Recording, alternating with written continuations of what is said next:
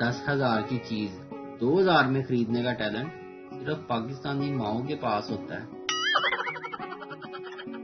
ایک آدمی نے مولانا صاحب سے پوچھا، کیا نامحرم عورت کو ہاتھ لگانے سے وضو ٹوٹ جاتا ہے؟ مولانا نے کہا، وضو تو کیا، ہاتھ پیر بھی ٹوٹ جاتے ہیں جناب۔ چپل چوروں سے تنگ آ کر میں مسجد میں ننگے پاؤں جاتا ہوں اور واپسی پر جوتے پہن کر نکلتا ہوں کہ لوگ یہ نہ سمجھیں کہ میں ننگے پاؤں آیا ہوں۔ میں نے ہمت کر کے اظہار عشق کر دیا۔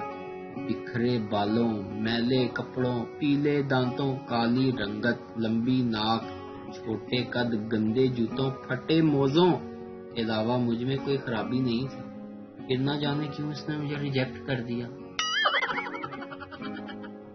دوست، یار تمہیں برا نہیں لگتا کہ بیوی کے ساتھ کپڑے دھوتے ہو؟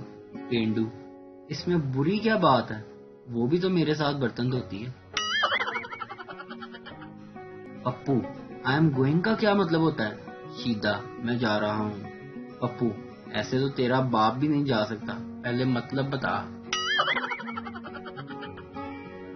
شوہر کے سفر پر نکلتے وقت انگریزی بیگم، آئی ول مس یو ڈیئر۔